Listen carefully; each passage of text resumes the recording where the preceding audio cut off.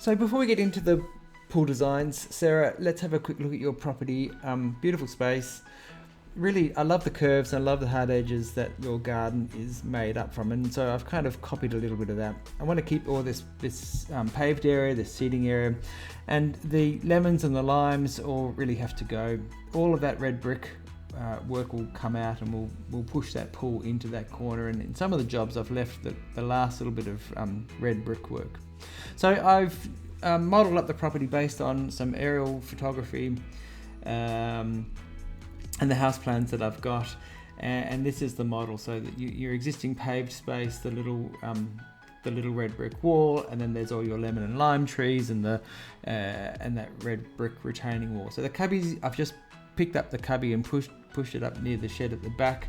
But essentially that boundary that's behind the lemon trees there, I'm going to run most of the design work off that, and obviously that little brick wall comes out. So first concept is existing paving stays. There's the little low brick wall, new pool fencing sitting on top of that, and then new paving to match your existing paving sitting in here. And it's a reasonably long pool, this one, and you can just see that the back edge of it does a little bit of a kick.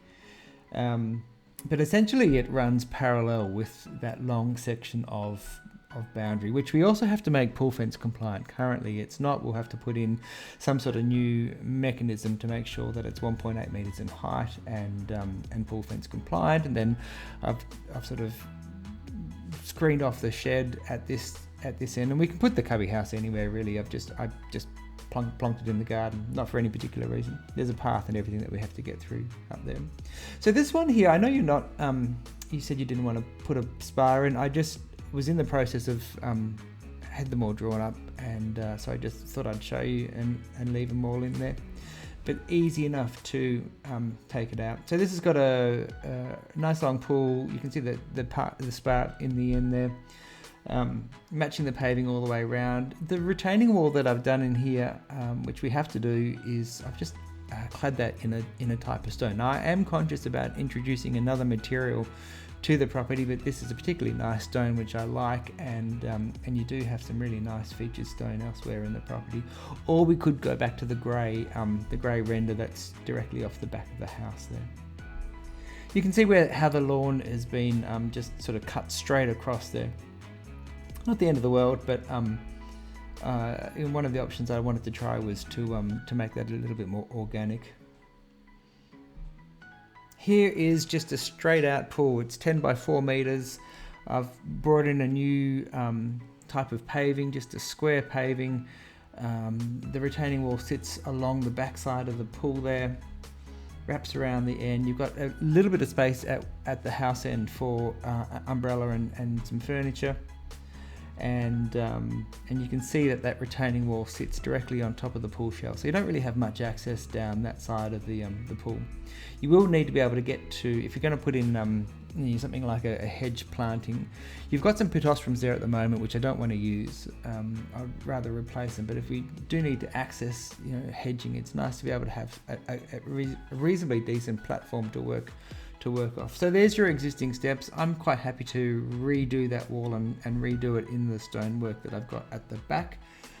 But this was just a kind of an economical solution to just sort of leave all of that and then build on the other side of the brickwork.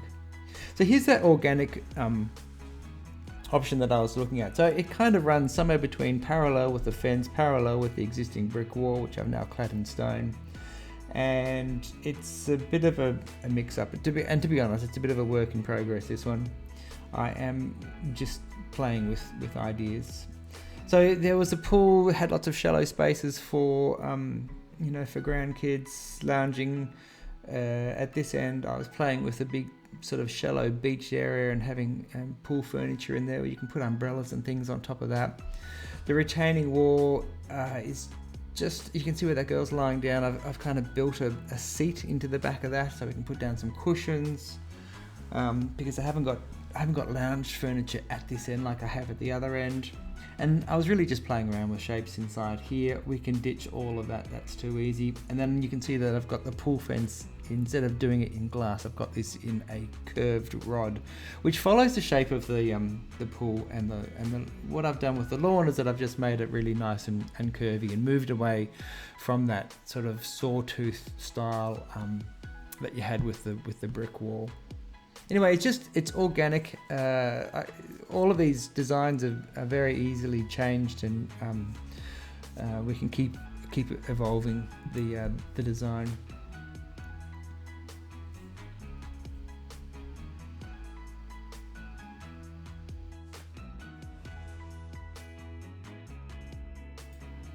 And then I was playing around with, I wanted to see if we can get an acrylic end to the end of the pool and bring that right forward to where this seating spot was. Look, I'm not really sure whether that's a great idea. I was just playing around with it. I had it. I thought I'd just show it to you anyway. And then I've just got a little bit of a shallow space at this end of the pool. So have a think, have a look through the video and some of the concepts, and let me know which ones you sort of lean towards, and then we'll develop the design a bit further.